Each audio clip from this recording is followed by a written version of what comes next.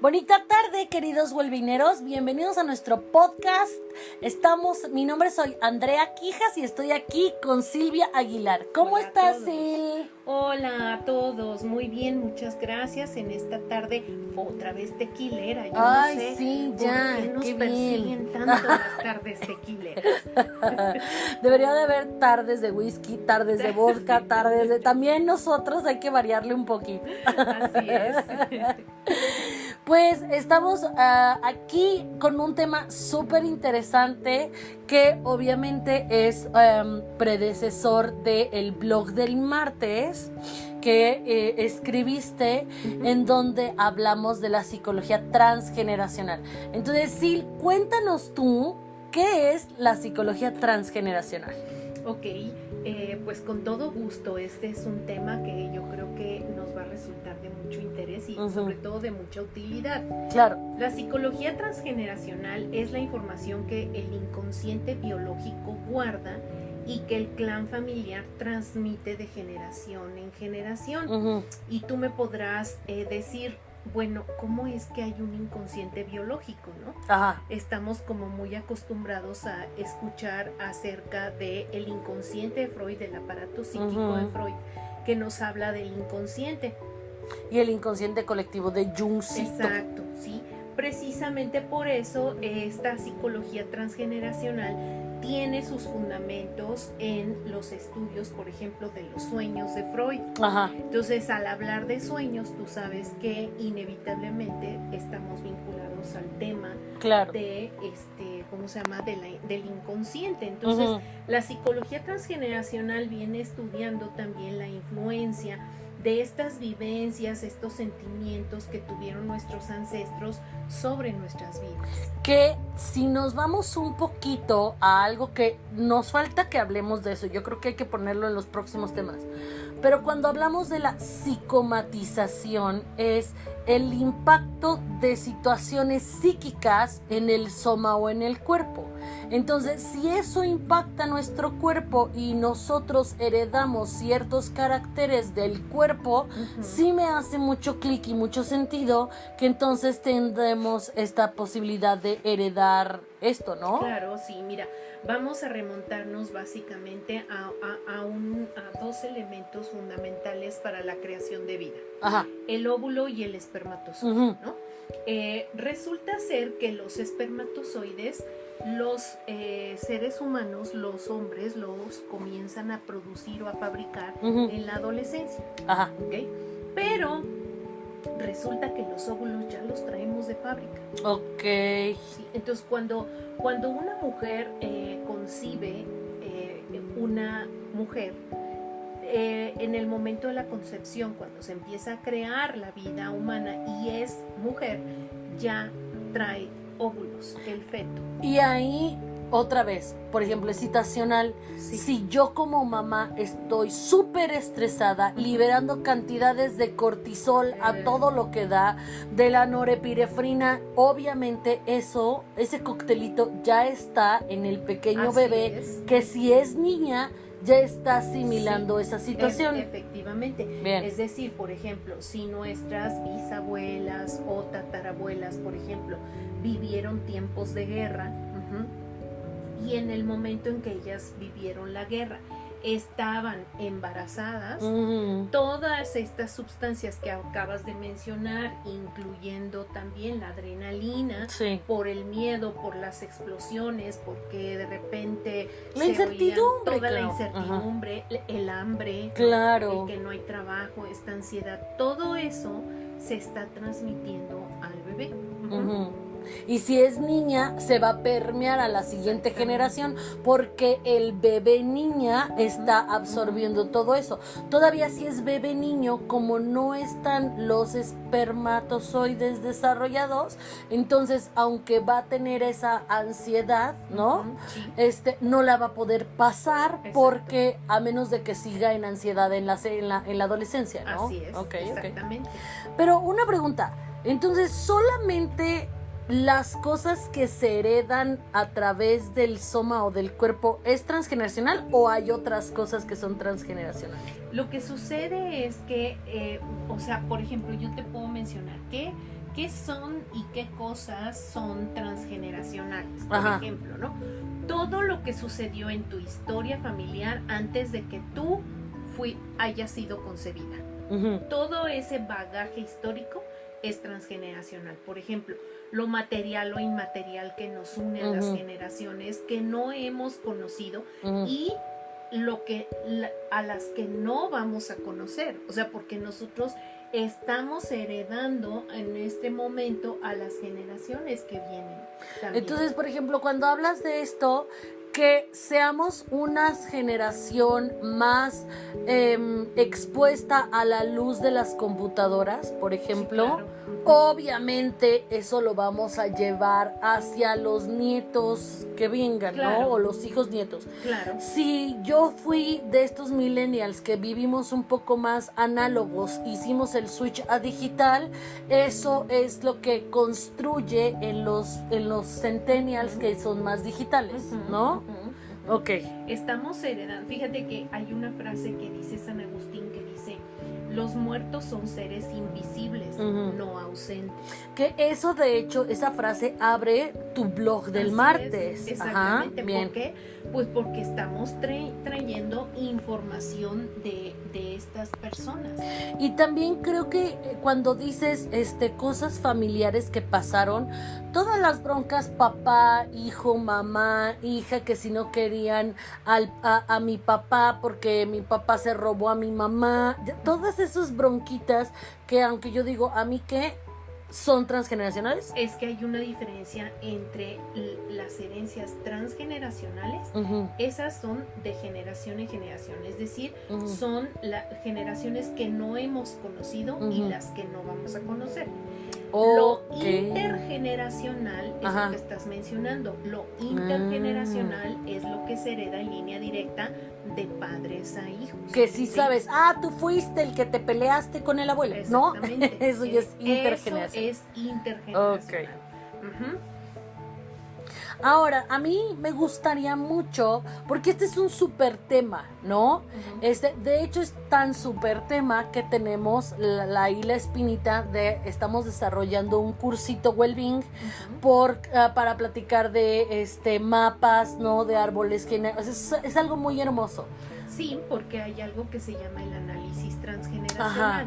Y esto ya es un proceso terapéutico a través del cual tú investigas, indagas, incluyes en tu historia personal de manera consciente todo lo que tiene que ver con tu herencia familiar.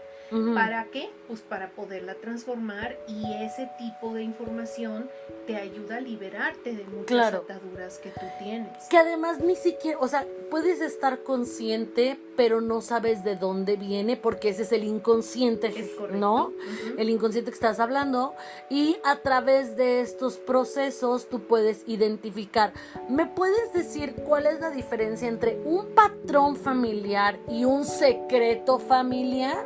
Bueno, lo que pasa es que los patrones familiares son repeticiones, ¿sale? Hay algo en psicología transgeneracional que se llama el síndrome del aniversario. El síndrome del aniversario son repeticiones de situaciones, pueden ser agradables o dolorosas. El síndrome estas repeticiones son como una especie de lealtad invisible a alguien. Con tu pasado, por ejemplo, repeticiones de fechas, las mismas edades, o la repetición de lo mismo a través de generaciones y generaciones. Como por ejemplo, una vez yo tenía un amigo que se llamaba Ricardo, pero resulta que la historia de su nombre, y es que yo me di cuenta de esta historia porque cuando fuimos a su casa le decían Luis, y yo, ¿eres Ricardo Luis? No, es que soy Ricardo, pero en mi casa me dicen Luis. Y entonces yo dije, muy bien. Y me dice, mira, lo que pasa es que mi abuelo paterno se llamaba Ricardo.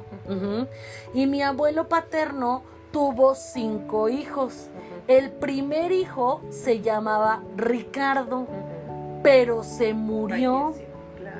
El segundo hijo se llamaba Ricardo, luego el tercer hijo Juancho, luego Chona, y se muere, pero ya viviendo, el segundo Ricardo. Claro. Y entonces el último hijo, papá de mi amigo, se llamaba Ricardo. Y entonces el señor dijo, oigan, cuando yo tenga un hijo, no quiero que le pongan Ricardo porque ya estuvo bueno de nombre, ¿no? Claro. Quiero que le pongan Luis. Y la mamá de mi amigo dijo, no, yo quiero que se llame Ricardo como su papá. Entonces, técnicamente, para darle gusto a la señora, le pusieron Ricardo, aunque en su casa todo el mundo le decía Luis, porque era un nombre que nadie quería recordar, porque técnicamente arrastraba 4 muertes. La muerte del abuelo, del primer bebé neonato Ricardo, del hermano que sí vivió, que se llamaba, y se murió, que se llamaba Ricardo, y del papá Ricardo. Ajá. Fíjate que ahí hay algo bien curioso, porque de una u otra manera, legalmente él se llama Ricardo. Ahora, aquí la pregunta estaría en ¿por qué decirle Luis? Ah, porque Sí. esa ya es onda de la mamá, ¿no? Exactamente, eso ya es transgeneracional. Entonces, la pobre criatura va arrastrando la historia, esta dramática Sí. del Ricardo, y tendríamos que investigar por qué Luis y de dónde viene Luis. Y de la herencia de la mamá, herencia ¿no? de Luis, y de esa manera le estás heredando 2 historias Ajá. a una sola Porque persona. esto sería súper interesante. Voy a marcarle a mi amigo Ricardo y preguntarle, quiero que su abuelo se haya llamado Luis. Claro, claro, y además también falleció y además también ¿No? murió. O sea, ese tipo de cosas son las que hay que investigar la causa raíz. Claro. No estamos diciendo que tu amigo Ricardo vaya a morir también, o que no estamos diciendo eso. No. Estamos diciendo que hay un patrón que Ajá, se ha exacto. repetido de Exacto. generación, que pseudo quisieron terminar con él y que no lo lograron, Ajá. ¿sale? Y que obviamente al quererle transformar a otro nombre, él está heredando también una línea que desconocemos. Que si ustedes se fijan, huelvineros de corazón de hueso colorado, cuando hicimos nuestro clase de arteterapia de la importancia de tu nombre y nombrar las cosas, hablábamos de esto, ¿no? Sí. Que hay veces que sí te queda muy claro porque esta historia me la contó mi amigo, pero hay historias que no se cuentan y esos son los secretos familiares, ¿no? Exacto, sí. O sea, y cuando logras liberarte de estas cargas familiares inconscientes, entonces puedes recuperar las riendas de tu vida. No sabemos esta carga de nombres que recibe tu amigo, no sabemos de qué manera haya venido influyendo sobre de él a lo largo de su vida. Porque pues esas cosas salen por procesos terapéuticos. Por ejemplo, una herramienta importante para la psicología transgeneracional es el estudio genealógico o el geneagrama o el árbol genealógico. También se le llama genosociograma. Es la representación del árbol genealógico a través de una sociométrica. ¿De acuerdo? Y ahí vas analizando, es bien interesante porque ahí analizas los nombres. A ti te pusieron como tu abuela, a mí me pusieron como mi bisabuela, ¿no? Los apellidos también son bastante importantes. Oye, hay personas que les pusieron como la exnovia o el exnovio. Ah, súper incómodo, sí. Sí, entonces también esa es una parte importante. Si yo tengo un hijo, estoy casado con una persona que se llama, digamos, Juan, y tuve un exnovio al que adoré que se llamaba Pedro, y a mi hijo le pongo Pedro. Ah, sí, hijo. La relación que yo tenga con Pedro va a ser muy... Pedro el hijo va a ser medio más edípica que nada. Exactamente. Ahora, estamos hablando de que ahí hay una situación muy fácil de identificar a través del nombre. Pero ¿qué pasa cuando hay secretos familiares que en la actualidad con mis pacientes veo mucho en relación a los abusos y los abortos de las mamás? Sí, mira, hay secretos familiares muy comunes en las familias, sí, que tienen que ver con las adopciones. Ah, sí, ciertos. Ajá. Entonces, es importante, y aquí, bueno, mucho tiempo que no se tenía como esta educación o esta cultura de la terapia, pues muchas familias se ocultaban que fueran adoptados y entonces no les decías. Las consecuencias después eran devastadoras, claro, porque al final de la historia todo el mundo terminaba enterándose, todos los que habían sido adoptados terminaban enterándose de que eran adoptados no de la mejor manera. Sí, porque había veces que tu hermana era tu mamá y te dijeron que, o sea, y te adoptaron tus abuelos, exacto, ¿no? Sí, entonces yo te registro porque tu mamá, y creo que ha pasado con artistas, sí, ¿no? Que resulta de que yo creía que era mi hermana mayor y no era mi hermana mayor, sino que era mi mamá. claro. Y la que yo creía que era mi mamá era la abuela. Pues resulta que era mi abuela, porque mi abuela fue la que me registró. Entonces, ese tipo de cosas son devastadoras, ¿no? ¿Por qué? Pues porque los secretos familiares finalmente vienen afectándote y son esta carga que no te permiten honrar tu historia familiar, claro. Y no te permiten liberar. El hijo adoptado tiene doble psicogenealogía. Ah, claro, de la familia de origen. Exacto. Y la familia de adopción. La genética, que muchas veces es la desconocida, y la de adopción, que es muchas veces maquillada. Claro, claro, porque también vamos a pensar que no queremos que se entere, exacto, o cómo le vamos a decir. Exacto, ¿no? Entonces, ¿qué es lo que nos dicen muchas historias? Nos dicen que al final del día los adoptados tienen que buscar sus orígenes biológicos, y van y buscan a la mamá que los dio a luz, y van y buscan a la familia, porque es un llamado de familia, de sangre, de inconsciente familiar. Claro. Entonces, y es su derecho también, claro, o sea, porque es parte de tu génesis. Claro. La adopción encierra un antes, el duelo que debería repararse con mucho amor y fortaleza. Claro. Y tienen que enseñarte a reparar ese duelo, ¿no? ¿Por qué? Pues porque esta parte de el abandono, es que me dejaron con los bomberos, como la historia que la de This Is Us es una serie altamente que se traduce como Estos somos nosotros, pero no sé si ya está la versión en español. Nosotros lo vimos en streaming, en Amazon, creo por ahí que ya lo están tratando de traer a otras plataformas de streaming, y está muy buena. Muy buena, altamente recomendable, y aborda este tema, ¿no? ¿Cuál es la recomendación según la psicología transgeneracional? Revelar la verdad a temprana edad y no negar los datos de la afiliación, y tener los modos de contacto posible para cuando el hijo quiera buscar, tenga acceso a esos contactos, ¿no? Esa es la parte que se recomienda. En las historias, por ejemplo, hay muchos, la historia nos marca muchos personajes que fueron adoptados. Por ejemplo, Aristóteles fue adoptado, Nelson Mandela fue adoptado, Bill Clinton, el mismo Jesús fue adoptado. Claro, ¿no?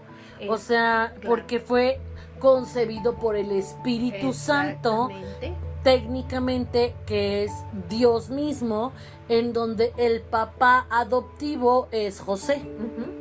Moisés fue adoptado, Edipo fue adoptado, Edgar Allan Poe, grandes escritores como Charles Dickens, Mark Twain, el mismo John Lennon, por ejemplo, lo crió su tía.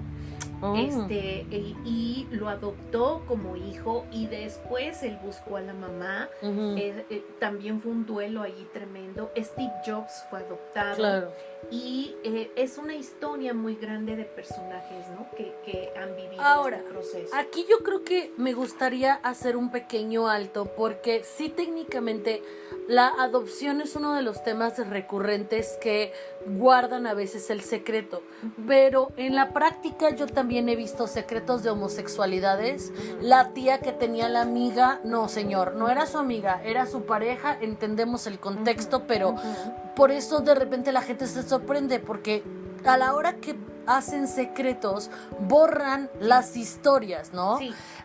También, no solo la homosexualidad, sino los abortos, las muertes, por ejemplo, he tenido varias historias que la mamá se iba a casar con alguien, se le muere ese y termina casándose con el papá, ¿no? Sí. Entonces, esta parte de secretos familiares, tú, Sil, ¿cómo la trabajas con tus pacientes? O sea, vamos a buscar la verdad estilo Mulder y Scully de los Expedientes Secretos X, o vamos a hacer pases con lo que sabemos. Mira, yo siempre he pensado, Andy, que este tipo de información te llega cuando la necesitas. Ajá. ¿Sí? Ciertamente el que busca encuentra. Claro. ¿No? El que busca encuentra, y finalmente aquel que se dedica a buscar es porque necesita saber. Uh-huh. Y es el llamado la oveja negra de la familia, porque claro. es el que rompe con todos estos esquemas de repetición. Esto que mencionas, curiosamente, la sexualidad siempre se convierte en un secreto o en un mutismo, y obviamente te lleva a mentir. Uh-huh. Ajá, y casi siempre los secretos están vinculados a la sexualidad, ¿sí? Por ejemplo, degradas, por ejemplo, claro. a la imagen de la mujer a través de la sexualidad. Entonces, que si estuviste con alguien que estaba casado, sí, también, nadie, todo silencio, ¿no? Las mujeres todas son putas, los varones que lloran son chotos, exactamente, y palabras machos, que así manejan las familias. Sí, ajá, sí. Porque el problema de la discriminación, el problema de la misoginia nace del seno familiar y de la forma en la que se dirigen, ¿no? Ve y sírvele a tu tío, a ver, pídele a tu abuelito, ¿qué tal? ¿Ya sabes? Y cómo, por ejemplo, en alguna ocasión una paciente me comentaba que no era posible que un marido te violara, ¿no? Bueno. Que su abuela, claro, que su abuela le decía que los maridos no violan, porque son tus maridos. Y para eso estás, para eso te pagan, ¿o qué? O sea, nombre. Entonces, así vas educando a tus hijas. Claro. Y así educas a tus nietas, ¿no? Los maridos no pueden violar porque son hombres y porque tú estás para servirles y porque de ahí se viene un secreto familiar y ya no hay más información. Ahora, creo que es interesante, ¿eh? ¿O qué opinas? Cuando empiezas a ver absolutos, es un buen rasgo de un patrón familiar, ¿no? Sí. Por ejemplo, yo por ahí sabía que las mujeres que caminan en la calle y fuman son perdidas, ¿no? O sea, claro. ¿Por qué? ¿Quién sabe? Pero es algo que alguien introyectó, ¿no? Sí, sí. Las mujeres o los hombres que se casan los miércoles, o sea, y también de ahí puede llegar toda esta parte de pensamiento mágico, sí. que pasó con un primo. Y entonces el resto de la familia los empiezan a hacer paradigmáticos, ¿no? Es que la construcción a tu derecho de tu propia sexualidad se llena de obstáculos con todas estas historias y con todos estos paradigmas que tuvo tu madre, que tuvo tu abuela. Por ejemplo, esto de si tienes relaciones sexuales antes del matrimonio eres una puta y toda tu vida te van a tratar como puta. ¿Sí? Porque así, y perdón, pero a mí así me educaron. Claro. ¿Sí? O sea, no, tú debes llegar virgen al matrimonio, porque si tú tienes relaciones antes, toda tu vida van a abusar de ti y van a creer que eres puta. Ajá, pero pregunta. Pero así educaron a mi madre. Sí. Y seguramente así educaron. Pero una cosa es que te hayan tratado de educar así y otra cosa es que hayas seguido instrucciones. Yo no la seguí, pero no sabemos. Pero esa es la oveja. Exacto, porque soy la oveja. Porque fui la oveja negra de la familia y rompí con eso. Es que si tú no vences estos obstáculos y no investigas y no entiendes de dónde viene, ahí tienes un enorme riesgo de repetir la catástrofe sexual de tus padres. Porque como dice el dicho, quien no conoce la historia está condenado a repetirla. Claro. Entonces, pro tip. Si tú estás viendo que hay paradigmas repetitivos en tu casa, como no comer parado, te lastima la digestión, lo primero que tienes que hacer es preguntar ¿por qué? ¿De dónde viene? Exacto. ¿Quién te dijo? A ver, todas las mujeres que tienen sexo prematrimonial son pirujas, neta, todas. O sea, cada que tú veas un absoluto, está bien importante que pares las antenas y preguntes por qué, según quién. O sea, verifica tus fuentes. Claro.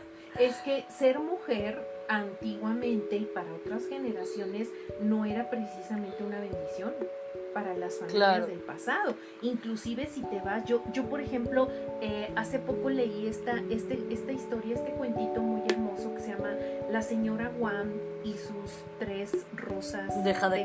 No me conocían 3 o 4. Y las 4 rosas de jade. Hermosa historia sobre China, ¿no? En la época en la que tener un hijo era dramático y además si era mujer tenías que matarla porque las mujeres en esa época representaban más un gasto. ¿Sale? Sí. Era muy costoso tener niñas. Entonces, la mayoría de las parejas buscaban varones y cuando nacían las niñas, si eran mujeres, iban y las mataban y las abandonaban en un bosque que se llamaba el bosque de los aullidos o el bosque Madre de los del Sagrado se Corazón. Los comían las ¿cómo se llama? Las lobos. bestias y los lobos. Y entonces, yo me quedo pensando con toda esta información de la psicología transgeneracional, ¿qué están heredando las mujeres chinas? ¿Qué están heredando? ¿Qué segregaron cuando se dieron cuenta que estaban embarazadas, que podían ser niñas, que esto, lo otro, ¿sabes? Claro, y eso te lleva a una historia. ¿Cuál es el resultado? Hasta a nivel país. Analiza la situación y el contexto que vivieron las mujeres chinas durante mucho tiempo hasta la actualidad. Empezando porque ahorita tienes una sobrepoblación de varones.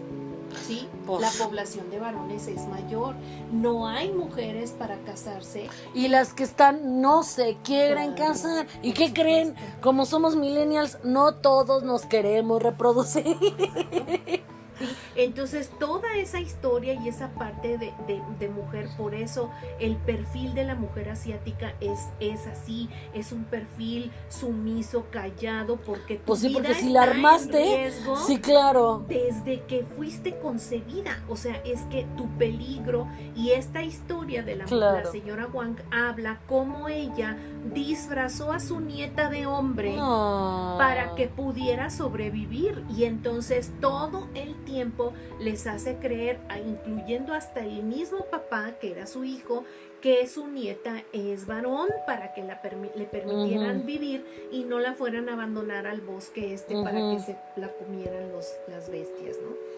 Ok. Entonces sí es complejo y evidentemente es importante que eduquemos hoy a nuestras hijas pensando que ser madre es una opción, no es una obligación. Claro. Para empezar, ¿no? Que obviamente ser mujer está ligado al placer deseante y a saber ser deseada. Claro. Y no inmediatamente etiquetarla como una puta o como una mujer mala. Claro, que en su momento cuando hablaremos de sexualidad y de toda esa parte lo vamos a explotar. Ahora, ¿por qué te debería de interesar saber qué onda con tus ancestros? Yo creo que punto número 1, a diferencia de tú, la experta, nos digas, es ¿de qué hablan las familias? O sea, si nada más estás, cállate, siéntate, antes que ibas al chamaco por la escuela, ya hiciste la tarea, no hiciste la tarea, ok, ya no hay esa excusa. ¿Cómo te conectas a través de contar la historia de tu familia? Entonces es extremadamente importante dentro del desarrollo y del clic emocional del clan, ¿no? Los álbumes de fotos antiguas, por ejemplo, es maravilloso sentarte a revisar un árbol de fotos antiguas con tu madre, con tu abuela. O sea, es una experiencia muy, muy importante. Yo aprendí a hacer mi árbol genealógico y tuve la grata experiencia de hacerlo para una clase que di. Y pues le hablé a mi mamá, ¿no? Estuvo re bueno el chisme. Estuvo muy bueno el chisme. Me enteré de muchas cosas que no sabía. Otras las reafirmé porque ya me las había contado. Pero ¿sabes qué, Andy? También noté que mi madre gozaba, o sea, como que catartizaba Claro. contando. Tomando en consideración que ya saben que yo siempre traigo el cerebro a colación, pero la abuela Welbing, así, la abuela Welbing, o sea, mi abuela tiene 91 años. Este ejercicio de, oye, ¿tú te acuerdas? Y me acuerdo que te decía, espérame, no me acuerdo cómo se llama el marido. Sí. Y a los 15 minutos te hablaba, Sí. ay, mija, ya me acordé que era, creo Sí. que Pánfilo, Cleto, sí. un nombre así horrendo, ¿no? Pero ese ejercicio de nuestros viejos fregones que traigan, que porque son los que tienen toda la historia todavía de primera mano, ¿no? Claro, claro. Entonces creo que es un excelente ejercicio para ellos. Sí.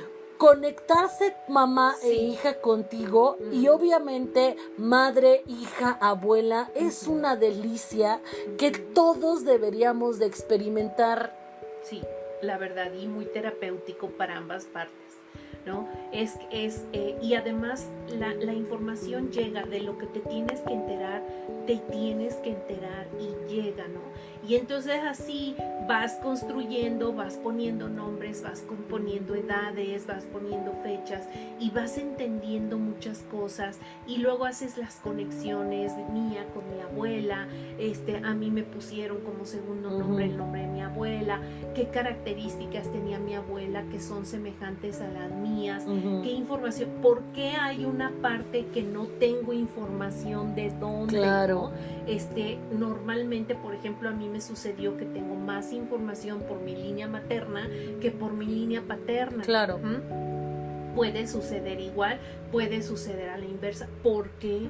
¿Sale? Ajá. Es importante Ahora, investigar por si qué. tú dices, sí, me sumo, avísenme cuando vaya a hacer el curso, pero no me llevo con nadie porque soy una roña y entonces no le quiero hablar a mi mamá porque tengo broncas, pues desde ahí comienza el proceso terapéutico. exactamente, o sea, otra vez, quien no conoce la historia está condenado a repetirla y una vez que la conoces te da la posibilidad de agradecer tu futuro Sí.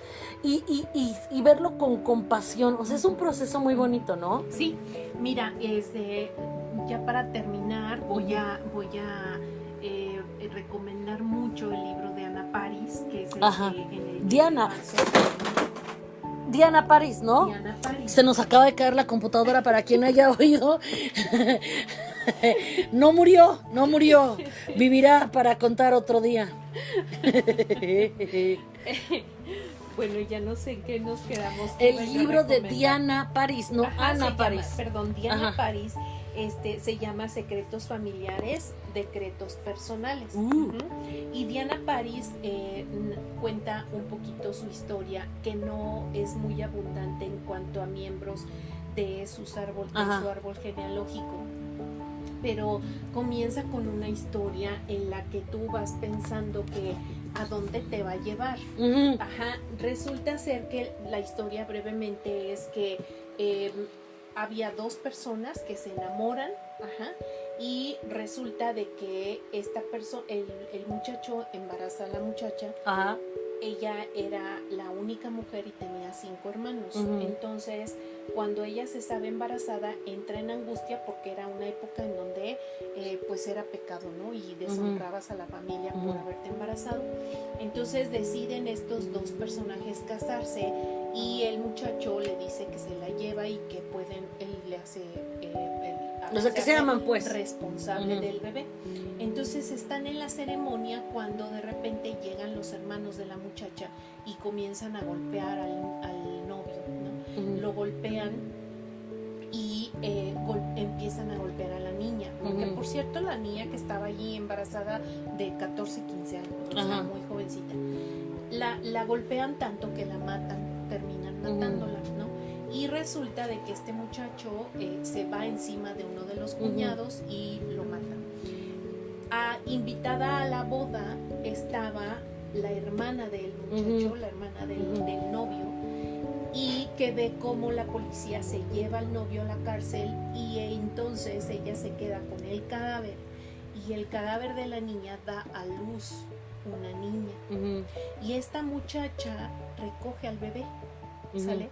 Lo toma en sus brazos y se va Claro, porque si no ahorita, Porque, o sea, claro, ya después de todo el moridero y claro, toda la y situación. entonces entre esto y entre no saber de su hermano y entre esto, ella toma al bebé, ayuda a parir a ese cadáver y se va con la bebé y la registra como hija suya. Y a ver quién le dice lo contrario. Exacto. Si ya estaban todos muertos en la cárcel. Esa historia, fíjate, ya nada más de entrada es una detonante. ¿Por qué? Por el tipo de información que trae esa niña, ¿no? En su alumbramiento. Exactamente, en su alumbramiento. Y entonces te va contando la historia de la niña que fue parida en esas condiciones y cómo a lo largo de las generaciones subsecuentes va heredando violencia, va heredando golpes, va heredando relaciones de pareja bien tormentosas, hasta que llega finalmente a Diana Paris, que es la autora del libro. Buenísimo, ya. Oigan, por cierto, yo creo que vamos a sacar el baúl de los libros de Silvia May y nos va a contar cómo estuvo eso. Antes de despedirnos, que nos estamos despidiendo, quien mucho se despide, poco se quiere. Pero sí creo que es bien importante acercarte a esta historia desde el punto de vista de sanar, no de echar culpa, ¿eh? Es correcto. O sea, ay, sanar, sí, me los encuentro y es que por mi culpa mi abuelo sí. No, me los voy a chanclear. Es honrar. No, claro, este es mi legado. Sí, claro. Aquí yo paro, ya me di cuenta, o sea, paro de parar, no de parir. Yo voy a darle un stop, un alto, y voy a generar nuevos patrones saludables de comunicación, de comportamiento, de lo que tú quieras. Esta psicología transgeneracional no existe para que justifiques todo el tepache que se regó, ¿ok? Bueno, así estuvo esto.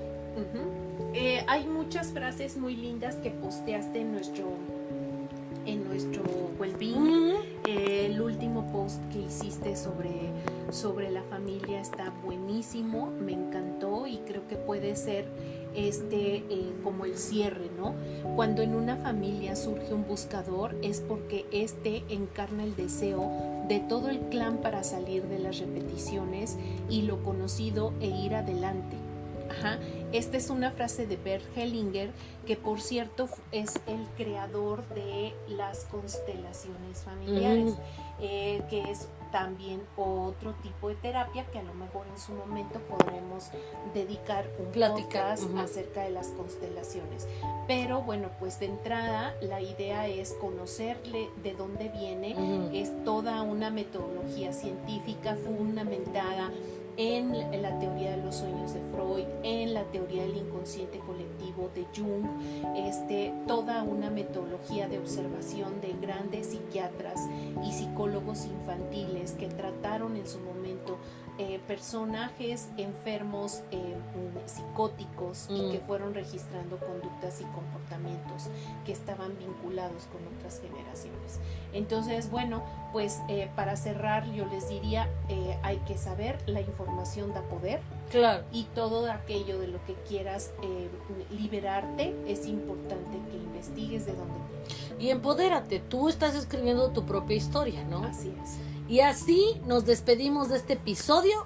No olviden que queremos escucharlos también. Los martes estamos escribiendo un artículo que va a abrir el podcast del jueves. Y ahí les pedimos que nos agreguen sus dudas o sus comentarios en la parte de Facebook para que los discutamos en este espacio. Y también los invitamos a participar en los comentarios de nuestros posts en la fanpage. Nos puedes encontrar en Facebook como Wellbeing Counseling MX, o si te es más fácil puedes ir a nuestra página www.well-mediabeing.com.mx y encontrarás las ligas al blog y al Face. Les agradecemos por seguirnos y ser parte de esta comunidad del bienestar. Dale like, comparte y recuerda que trabajar en tu bienestar impacta en el bienestar de todos. ¡Adiós! Bye.